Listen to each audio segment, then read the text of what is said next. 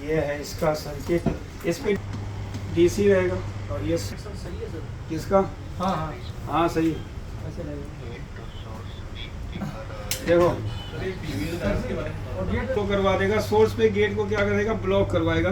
और ये क्या करेगा, गेट की वोल्टेज रोक देगा। और ये क्या करेगा, ये तो ये कि ज़्यादा वोल्टेज बनने पे ये पोलरिटी को चेंज करेगा। जंपर क्यों लगा उसके बाद? जंपर? ट्रांसफर कहाँ बैक के बाद नीचे करने ये लिए जीपी लगा दिया उन्होंने, ऐसे लगा दिया तो खा गया। सोर्स से गेट नहीं लगाएगा।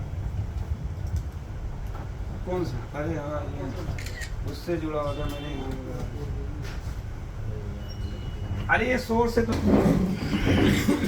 अब इसमें कंफ्यूज जो गेट की सप्लाई में जो एम्पियर को रोकता है, नहीं लगा इसमें रजिस्टर नहीं लगाया तो 0.8 ये रजिस्टर लगा दिया। साइकिल बनता है तो इसको एक हाई वोल्टेज मिल जाता है गेट को, तो उतने ही वोल्टेज इसमें 330 में से उतने ही वोल्टेज को ये स्विचिंग मोड में ले जाएगा, बाकी को नहीं ले जाएगा। तो इसीलिए आप हमेशा देखोगे इसका सोर्स उसी से जुड़ा रहता है। और फिर एक कैथेटर लगा हाँ देते हैं। वो लगा देते हैं। अब उसमें भी आप देखोगे ईस्टमैन में, तो उसमें भी ऐसे किया, यूटीएल में देखोगे उसमें भी ऐसे हो। ये फर्स्ट मॉसफेट ये जब वोल्टेज देगा, ये वोल्टेज साइकिल बनाएगी, यानी डिसाइड रहेगा कि इसके गेट पे इतनी ही रहेगा, लेकिन इसके गेट पे कम रहता है, क्योंकि ये आपका सोर्स नेगेटिव होता है। ये आईसी है UC 3842 ड्राइवर आईसी, इसको क्या बोलेंगे, ड्राइवर आईसी। देखो इस आईसी को कहाँ कहाँ यूज करते हैं, UC 3842, हाँ 330।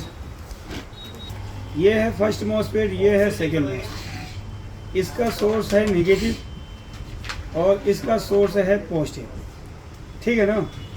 तो ये क्या है, इसका गेट, ये ड्रेन, ये सोर्स। ड्रेन जुड़ा हुआ है दोनों कैपेसिटर के पॉजिटिव से, और ब्रिज के किससे जुड़ा है, प्लस से। ड्रेन थोड़ा सा ठीक है ना। देखो ये ड्रेन है, ये पोलराइज कैपेसिटर का प्लस, ये सेकंड पोलराइज कैपेसिटर का प्लस, और ये ब्रिज के पॉजिटिव से जुड़ा होगा। यहाँ पे एक रजिस्टर लगाया गया बिलीटर, जो एक ही रजिस्टर दोनों कैपेसिटर को क्या करेगा, कंट्रोल करेगा, ठीक है ना। तो ये सप्लाई क्या है, नेगेटिव है।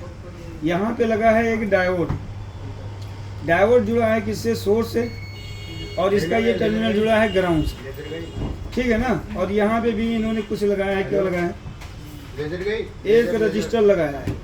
ये रजिस्टर जुड़ा है ड्रेन से, नहीं डायरेक्ट, अभी हम ड्रेन कर रहे हैं। ये है रजिस्टर, रजिस्टर का दूसरा टर्मिनल ग्राउंड है, ठीक है ना। तो इन्होंने ऐसे इस तरीके से किया है।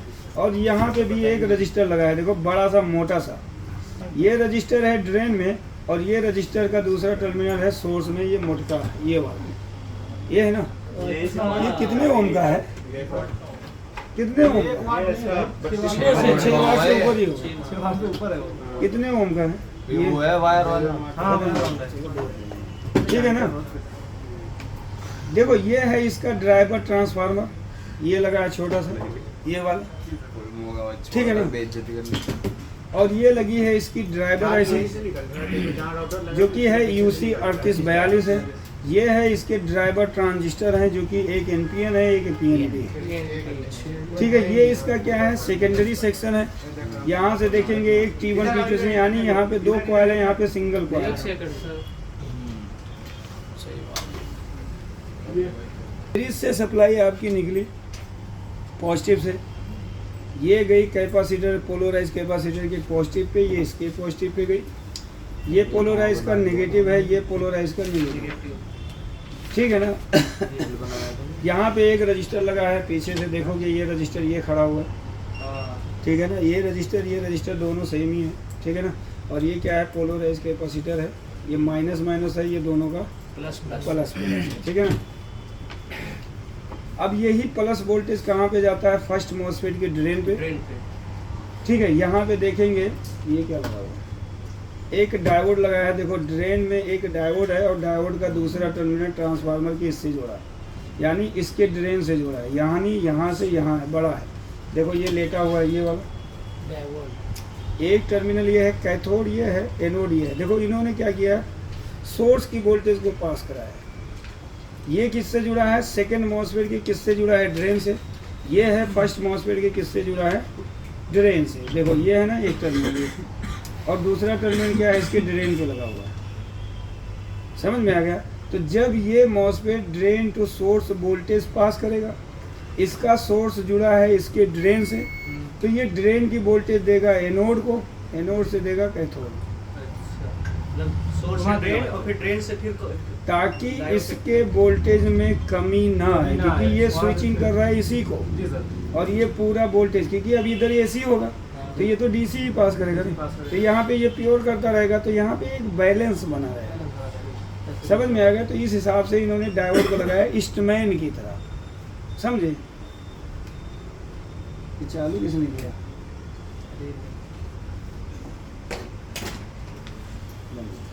ठीक है ना?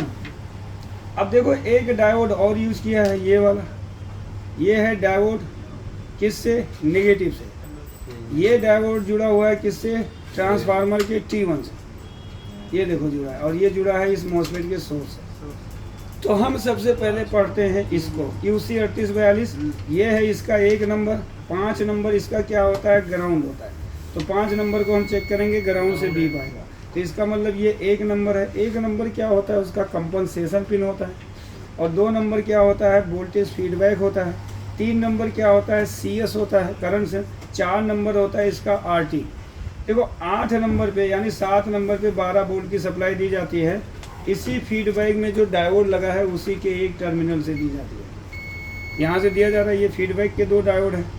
एक फीडबैक का डायोड क्या करता है, इसके BCC 4 को चालू करेगा।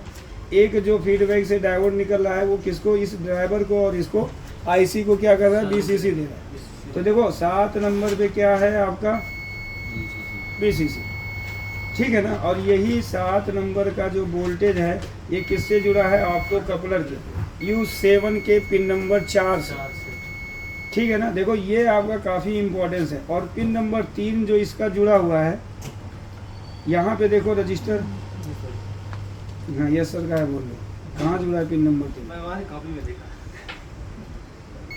देखो ये है, 18 यहाँ पे देखो एक रजिस्टर है, ये इस रजिस्टर का दूसरा टर्मिनल ये है ग्राउंड, यानी ये पैरेलल है, और ये है सीरीज में, और इसका दूसरा टर्मिनल जुड़ा है ट्रांजिस्टर के बेस। देखो इस IC को जब BCC मिलता है तो ये IC क्या करती है, अपने पिन नंबर 8 पे खुद का एक इंटरनल वोल्टेज बनाती है 5। इसके 5 वोल्ट में लगा हुआ है एक रजिस्टर, और इस ऑप्टो कपलर का पिन नंबर 4 यानी U6 ऑप्टो कपलर का पिन नंबर 4। अब इस रजिस्टर का जो R10 रजिस्टर है, इसका दूसरा टर्मिनल जुड़ा है पिन नंबर 4 से। तो ये क्या करेगा, ऑसिलेटर सेक्शन को चालू कर देगा। BCC मिलते ही ऑसिलेटर सेक्शन चालू हो जाएगा। इस IC को 6 नंबर से पल्स आउट करने के लिए क्या चाहिए, फीडबैक चाहिए। फीडबैक कौन देगा, ये ऑप्टो कपलर देगा। मैंने कल बताया था कि जैसे ऑप्टो कपलर को 3.3 वोल्टेज देता है तो वो 2 ड्राइव आउट कर देता है। कितने, 2 ड्राइव को आउट करता है। एक ड्राइव रिले के लिए और एक ड्राइव किसको देता है, इस ऑप्टो कपलर के पिन नंबर 1 को। तो ये एनोड से कैथोड वोल्टेज पास होता है। तो ये क्या करता है, कलेक्टर की वोल्टेज किसको देता है, एमीटर को, और ये डिवाइडर सर्किट के द्वारा इस ट्रांजिस्टर के बेस को चालू करता है। और ये कलेक्टर टू एमीटर जुड़ता है, एमीटर जुड़ा होता है पिन नंबर 3 से। तो इसको कुछ वोल्टेज मिल जाता है, IC समझ जाती है कि सर्किट हमारा ओके हो गया, कंट्रोलर IC ने बोल दिया है, तो ये 6 नंबर से पल्स आउट करेगी। तो ये है 6 नंबर, यहाँ पे रजिस्टर है, ठीक है। इस रजिस्टर का दूसरा टर्मिनल इससे है, और ये क्या है, ग्राउंड है, ठीक है ना। और ये जुड़ा हुआ है किससे, इस ट्रांजिस्टर के बेस से। देखो ये बेस है, ये इसका कलेक्टर है, ये इसका एमीटर है। इसके कलेक्टर पे क्या है, 12 वोल्ट है। अगर आप देखना है तो इसके कलेक्टर पे देखिए 12 वोल्ट है। और इसका एमीटर किससे जुड़ा है, इस ट्रांजिस्टर के एमीटर से जुड़ा है। और इसका कलेक्टर क्या है, ग्राउंड है, ठीक है ना। तो ये क्या होगा, जब पल्स देगा तो ये अल्टरनेट फॉर्म में काम करते हैं। तो इनका एमीटर जंक्शन जुड़ा है कैपेसिटर से। इस कैपेसिटर का दूसरा टर्मिनल जुड़ा है ट्रांसफार्मर के प्राइमरी T1 T2 टर्मिनल से, ये जुड़ा है। यहाँ पे एक डायोड इन्होंने लगाया है, ये है डायोड D5, और ये जुड़ा है इसके एमीटर से। तो जब ये स्विचिंग यहाँ पे स्टार्ट हो जाता है तो यहाँ से क्या होता है, कुछ वोल्टेज आउट होना शुरू होता है। तो पहला ये आउट होता है, यहाँ पे एक रजिस्टर लगा है 2 ओम का, ये डायोड के दूसरे टर्मिनल से जुड़ा है, ये डायरेक्ट डायोड जुड़ा है। और यहाँ पे देखो एक रजिस्टर लगा है 10K का, अरे ये 10K का रजिस्टर होगा, मैंने 10K नहीं लिखा, 1003 लिखा है ना, R3 R3 103 लिखा। ठीक है ना। अब देखोगे यहाँ पे तो एक रजिस्टर लगा है, ये रजिस्टर है। अब ये रजिस्टर का दूसरा जंपर कहाँ है, देखो इसके ड्रेन पे, उस सोर्स पे है ना। ये जंपर तो मैं बोला था, देखो ये जंपर और ये जंपर बड़ा सा इन्होंने लगा रखा है इधर पीछे, देखो ये वाला, ये जो रजिस्टर लगा है ना, ये कहाँ दिख रहा है, ये वाला है ना, ये डेक डायोड है इसका, ये वाला ये खड़ा है ना, और इसका साइड निकाल रखा है, इसका ये लगा हुआ। तो इसको यहाँ पे लिखा जाता है Z2 के नाम से लिखा जाता है, Z, हाँ Z1 Z2। तो ये ऐसे होता है देखने में, ठीक है ना। अब यही सप्लाई आपकी चली जाती है कहाँ पे, इस पे आ जाएगी, और यही सप्लाई चली जाती है मॉसफेट के गेट पे, ठीक है ना। इसका जो सोर्स होता है, सोर्स इसी से जुड़ा रहेगा, क्योंकि जब ये drain to source voltage pass करेगा, वही वोल्टेज इस ट्रांसफार्मर के वाइंडिंग में आएगा, वही वोल्टेज क्या होगा, रिटर्न इसके गेट को दिया जाएगा, ठीक है ना। तो इस तरीके से इसका गेट यहाँ पे चालू होगा, और इसको चेक करोगे तो ये हमेशा बीप, क्योंकि डैग लगा है ना, लेकिन बीप साउंड देने के साथ ये वैल्यू दिखाएगा, तभी ये ओके माना जाएगा। देखो यहाँ पे 20 दिखा रहा है तो सही है, 30 दिखाए, 40 दिखाए, 45 दिखाए, अगर ये बीप देने के साथ 0 कर रहा है ना, समझ जाओ डैग डायोड ख़त्म कहानी इसकी। बट डैग डायोड को चेंज कर दोगे, यहाँ पे वैल्यू आ जाएगा और सर्किट आपका क्या हो जाएगा, ओके। कभी कभी ऐसा होता है कि मॉसफेट निकालने के बाद भी यहाँ पे 000 आता है, तो समझ जाओ कुछ तो गड़बड़ है, ठीक है ना। अब इधर से देखेंगे वही कंपोनेंट्स आपके लगे हैं, ये सारे लगाए जाएंगे यहाँ पे। ये डैग डायोड है, अब दोनों टर्मिनल जुड़ा रहता है इसका, ये है रजिस्टर इधर आएगा, और ये रजिस्टर कहाँ पे चला जाएगा, इसके गेट पे, और ये ड्रेन टू सोर्स क्या करेगा, वोल्टेज को पास करेगा। तो ये इस वोल्टेज को 0 करेगा, ये इस वोल्टेज को पास करेगा। अब इसका एक टर्मिनल देखो किससे जुड़ा है, इससे जुड़ा है, और ड्रेन इसका किससे जोड़ दिया इन्होंने, इससे जोड़ दिया। वैसे दोनों बीप साउंड लगे, तो सोर्स इसका इससे जुड़ा है और ड्रेन इसका। तो ये क्या करते हैं, यहाँ पे जब स्विचिंग करते हैं तो प्राइमरी में क्या बन जाता है, AC, और यही क्या करते हैं सेकेंडरी में AC को पास कर देते हैं, एक शॉर्ट की लगा कर यहाँ पे वोल्टेज को पास करा देगा, ठीक है ना महाराज। ये है, तो ये इस तरीके से। बाकी इसके पिनों को चेक कर लें। पिन नंबर 3 में देखो एक कैपेसिटर है C9, और यहाँ पे देखेंगे तो एक है रजिस्टर। इस रजिस्टर का दूसरा टर्मिनल देखेंगे तो किससे जुड़ा है, एमीटर से जुड़ा है ना। कलेक्टर में मैंने बताया था, देखो ये एक रजिस्टर है, एक जंपर है, कलेक्टर, ये जंपर आया आपका यहाँ पे, ये जंपर जुड़ा पिन नंबर 8 से, और यही जंपर जुड़ गया, एक जंपर यहाँ पे लगाया है इसके पिन नंबर 4 से। तो 8 नंबर के सप्लाई में फिर क्या लगा हुआ है, एक रजिस्टर। इस रजिस्टर का दूसरा टर्मिनल जुड़ गया पिन नंबर 4 से। पिन नंबर 2 के सप्लाई में देखियो एक NPC और एक रजिस्टर दिया है। पिन नंबर 2 किससे जुड़ता है, ये देखो एक रजिस्टर लगा हुआ है, और यहाँ पे इस रजिस्टर, ये सीरीज है, इसमें एक पैरेलल रजिस्टर लगा दिया इन्होंने, और ये सप्लाई आपने जोड़ी है किससे, पिन नंबर 3 से, इसके किससे 3 से जोड़ा है, समझ में आया। तो ये इसके वोल्टेज को मिलेगा। एमीटर तो हमने बता दिया। बेस में भी देखेंगे तो एक रजिस्टर है, इस रजिस्टर का दूसरा टर्मिनल, और ये जुड़ जाएगा किसी के एमीटर से, देखो इसके एमीटर से जुड़ा U7 के। तो यही मेन क्या करेगा, सर्किट को चालू कर रहा है। अगर ये ख़राब हो जाएगा तो आपका ये ड्राइवर सेक्शन चालू नहीं होगा। सर जी पिन नंबर 4 तो भी 5 वोल्ट है ना, फिर 5 वोल्ट कहाँ, रजिस्टर लगा दिया 10K का, तो ये कम करके 2.3 देगा पिन नंबर 4 पे ना। हाँ, ये रजिस्टर जो R10 लगा हुआ है, ये HBR है, ये 5 वोल्ट नहीं देगा कभी भी, समझे। तो ये इसका सर्किट है, ये इस तरीके से। बस इतना याद रखना, AC दोगे स्टार्टर सर्किट काम करेगा, और ये IC चालू होगी, IC चालू होगी, इसके लिए ड्राइव सिग्नल आ जाएगा, और यही इस ट्रांजिस्टर को चालू करेगा। जैसे ये ट्रांजिस्टर चालू होगा, ये IC को फीडबैक मिलेगा, IC पिन नंबर 6 से पल्स को आउट कर देगी, और ये ड्राइवर सेक्शन काम कर जाएगा। अगर ये ट्रांजिस्टर ख़राब हो गया तो ये सर्किट कभी भी चालू नहीं होगा, समझे। Yes sir. तो ये सर है, जी, किसी भी IC पर अगर उसका VCC और ग्राउंड दिया जाएगा, जो डिफरेंस वोल्ट होगा बन जाएगा, मतलब हाँ, बन जाएगा। जैसे इसको BCC मिल गया तो पिन नंबर 8 पे इसका वोल्टेज बन जाएगा, पिन नंबर 4 पे भी वोल्टेज आ जाएगा। ये इधर वाली 117 है क्या, नीचे वाली 117 ये वाली, हाँ ये 3.3 वोल्टेज दे रही 14 पे। सबसे पहले यही ऑन होगा। हाँ, जब ये इसका 12 वोल्ट बनता है, इसको देता है, तो ये ऑन होगा, कंट्रोलर आईसी ऑन होगी। कंट्रोलर आईसी जैसे ऑन होगी तो वो क्या करेगी, ड्राइव सिग्नल आउट कर देगी, और कंट्रोलर आईसी एसी को सेंस कर लेगा। एसी को सेंस करते ही वो क्या करेगा, सर्किट को चालू कर देगा। हाँ, ये चीज डायग्राम पे बता दो। कौन सा? ये जो पूरा आपने देखो कल मैंने बताया ये फ्लाईबैक वाला ये नहीं फ्लाईबैक वाला बस। ये ना, हर चार्जर का ड्राइवर आईसी मेन आईसी होता है ना, क्योंकि ड्राइवर जब काम करेगा तभी कुछ हो सकता है, वरना कुछ नहीं होगा। और ड्राइवर सेक्शन किसके कंट्रोल में होती है, एमसीयू के कंट्रोल में होती है ना। अब ये आईसी जब तक इसको फीडबैक कुछ नहीं मिलेगा, ऐसा नहीं है कि आईसी को बीसीसी दिया आईसी चालू, कभी नहीं। देखो जब भी बीसीसी दोगे, इसको ग्राउंड मिलेगा, ग्राउंड बीसीसी मिलेगा, तो इसके 2 पिन पे वोल्टेज हमेशा रहेगा। पिन नंबर 8 पे 5 रहेगा और पिन नंबर 4 पे 2.3 रहेगा। सर्किट जब आपकी चालू होती है तो इन दोनों पिनों पे वोल्टेज आपको देखने को मिलेगा, वरना नहीं मिलेगा। अब यहाँ पे आईसी को तुम्हें बताना है कि हमारा लोड कनेक्ट हो गया, तो आईसी को क्या चाहिए, एक फीडबैक चाहिए।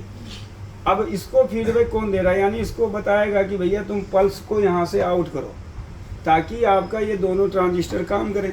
तो ये किसके कंट्रोल में है, इसको फीडबैक कौन देगी, ये आपका एक ट्रांजिस्टर लगा है, इसको देगी, है ना। ये ट्रांजिस्टर है, ये ट्रांजिस्टर जब चालू होगा तभी इसको फीडबैक मिलेगा। इस ट्रांजिस्टर को चालू करने का अथॉरिटी किसके पास है, ऑप्टो कपलर के पास है। तो देखो यहाँ जैसे आपका फ्लाईबैक एसएमपीएस काम किया, फ्लाईबैक एसएमपीएस जब काम करता है तो आउटपुट के लिए, यानी जो फैन के लिए, रिले के लिए जो 12 वोल्ट बनाता है, और LM324 के लिए जो 12 वोल्ट बनाता है, वो 12 वोल्ट चला जाता है इस आईसी को, है ना। अब इस आईसी को जाएगा 12 वोल्ट का इनपुट, तो ये इधर से क्या करेगी, 3.3 वोल्टेज आउट कर देगी। अब ये 3.3 किसको गया, controller IC. Controller IC on होते ही ये 2 चीज़ों को सेंस करती है। देखो जैसे ये आईसी ऑन हुई तो ये क्या करती है, एसी सेंसिंग को, ये सबसे पहले एसी सेंसिंग को क्या करेगा, सेंस करता है, सेंस करता है। अब जैसे इसने सेंस किया, इस कंट्रोलर आईसी का जो मेन काम होता है, एक ड्राइव आउट करता है, एक ड्राइव सिग्नल आउट करेगा।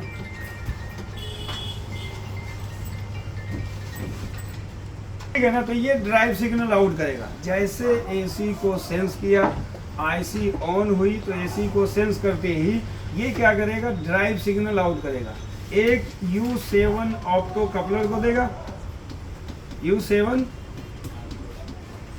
ऑप्टो कपलर को, और एक देगा आपके एसी रिले को देगा। तुरंत एसी रिले को एक्टिव करेगा, ऑन होते ही इसका काम है एसी रिले को चालू कर, एक्टिव कर देता है। लेकिन अभी मेन रिले आपका बचा है। मेन रिले कब चालू होगा, जब डीसी को सेंस करेगा। जब डीसी को सेंस करेगा तभी मेन रिले को चालू करेगा। तो इसका मतलब जैसे ऑप्टो कपलर को ड्राइव सिग्नल इसने दिया, ऑप्टो कपलर क्या होगा, चालू हो गया, क्योंकि ऑलरेडी 12 वोल्ट मिला हुआ है ना उसको। एनोड पे वोल्टेज चाहिए, कैथोड उसका ग्राउंड है, तो इसने एनोड पे क्या कर दिया, ड्राइव सिग्नल दिया, कुछ वोल्टेज दिया, वो एनोड से कैथोड फ्लो हुआ, और उसने उसके अंदर लगे ऑप्टो कपलर के ट्रांजिस्टर को चालू किया। जब वो चालू करता है ऑप्टो कपलर को, तो ऑप्टो कपलर क्या करेगा, कलेक्टर की वोल्टेज एमीटर को देता है। एमीटर किससे जुड़ा है, एनपीएन ट्रांजिस्टर के बेस से जुड़ा है ना, एनपीएन के बेस से जुड़ा है ना, तो एनपीएन का बेस हो गया चालू। तो वो एनपीएन ट्रांजिस्टर अब क्या करेगा, एनपीएन क्या करता है, कलेक्टर की वोल्टेज किसको देता है, एमीटर को देता है। कलेक्टर पे वोल्टेज कहाँ से है, रिफरेंस है, रेफरेंस है ना। तो जैसे एमीटर पे वोल्टेज गया तो एमीटर किसको देता है, सीएस को, पिन नंबर 3 को, और जैसे पिन नंबर 3 को देगी आईसी समझ जाएगी, वो पिन नंबर 6 से पीडब्ल्यूएम आउट कर देगा, और आपका ड्राइवर सेक्शन चालू होगा। और ड्राइवर सेक्शन चालू हो गया, चार्जिंग आउटपुट दे दिया। अब इसका काम है कि जब बैटरी लगाओगे तभी ये फैन को चालू करेगी, वरना नहीं चालू। अगर आप सोचो एसी दे दें, फैन चालू कर दे, नहीं करेगा। डीसी को अब लास्ट कम, ये इतना तो प्राइमरी को ये ऑन कर देगा। अब हमें सेकेंडरी को चालू करना है, मतलब चार्जर को चार्जिंग मोड में ले जाना है। तो हमें डीसी को कनेक्ट करना ज़रूरी है, यानी बैटरी को कनेक्ट करो। जैसे कनेक्ट करोगे कंट्रोलर ऐसी डीसी को सेंस करेगा, जैसे डीसी को सेंस करेगा आपके फैन रिले को चालू कर देगा और चार्जर को चार्जिंग मोड में ले जाएगा। लेकिन इस चार्जर की सबसे बिगेस्ट जो प्रॉब्लम है ये है, इसका ड्राइवर सेक्शन ही नहीं चालू होता। समझ में आया? इस चार्जर की सबसे बड़ी खास बात है कि ड्राइवर सेक्शन नहीं चालू होता है, तो इनमें से कोई सप्लाई मिसिंग होती है। बस इतना याद रखना। अगर ये फंडा पता है ना तो इस चार्जर को रिपेयर कर लेना, क्योंकि डेड के लिए ये बहुत ज़्यादा आता है। डेड के लिए 75% कट ऑफ के लिए, ये दो प्रॉब्लम इसमें सबसे ज़्यादा। 75 कट ऑफ में क्या होता है? वो जो मॉसफेट होता है ना, हीटअप हो जाता है। वो हीटअप हो जाने से क्या हो जाता है कि वो मॉसफेट ऑटोमेटिक शट डाउन हो जाता है, टेम्परेचर बढ़ जाता है, फिर अपने आप ही शट डाउन। और इसकी दूसरी प्रॉब्लम है कि आउटपुट में शॉर्ट की बहुत ज़्यादा शॉर्ट हो जाती है। एक ज़्यादा एम्पियर निकलता है तो शॉर्ट की शॉर्ट हो जाती है। जैसे आप सप्लाई लगाओगे, बैटरी लगाओगे, शॉर्ट की क्या करेगा, धुआं मार देगा। इसका मतलब शॉर्ट की का ट्रैक टूट जाना, ट्रैक टूट जाता है, शॉर्ट की आपकी शॉर्ट हो जाती है। आउटपुट में ये प्रॉब्लम। और एक डीसी सेंसिंग की, डीसी सेंसिंग इसका बहुत ज़्यादा इम्पोर्टेंट है। ब्रेक हो जाता है। तो ये प्रिंसिपल याद रखना। एसी दिया, स्टार्टअप सर्किट काम किया, 12 बोल्ट बना, 1 आईसी को गया, आईसी चालू हुई, उसने ड्राइव सिग्नल दिया, ड्राइव सिग्नल ऑप्टो कपलर और एसी रिले को गया, ऑप्टो कपलर चालू हुआ, ट्रांजिस्टर के बेस को चालू किया, ट्रांजिस्टर चालू हुआ तो उसने एमीटर को वोल्टेज दिया, एमीटर ने ड्राइव आईसी को दिया, ड्राइव आईसी को फीडबैक मिला, 6 नंबर से पल्स आउट कर दिया। ये इसका स्टेप है। इसी से आप इस चार्जर को रिपेयर करोगे। इतना आपको समझना है कि ये चालू असल में कैसे होगा, बस इतना समझना है। वरना ड्राइवर को तो कोई चालू ही नहीं कर पाता। यार ड्राइवर नहीं चल रहा है, 300 प्लस डीसी बन गया, एसी एलईडी जल रही है, लेकिन चार्जर वह चालू नहीं हो रहा क्योंकि ड्राइवर नहीं चल रहा है। इसका वोल्टेज पता है कि इसमें कितना वोल्टेज होता है? वही उसी 3842 का वही जो और मतलब सब में वही वोल्टेज होता है। 2 पे 2.3, 2.2 रहेगा, 1 पे कंपनसेशन पे कंपेयर करने वाला, 4 पे आपका 2.3 रहता है, 3 पे 0.5 से कम होना चाहिए, ज़्यादा हुआ तो आपका काम नहीं करता। हम इसको कल चेक करा देंगे पूरा वोल्टेज कैसे होगा। मॉसफेट फिर डालना है क्योंकि ये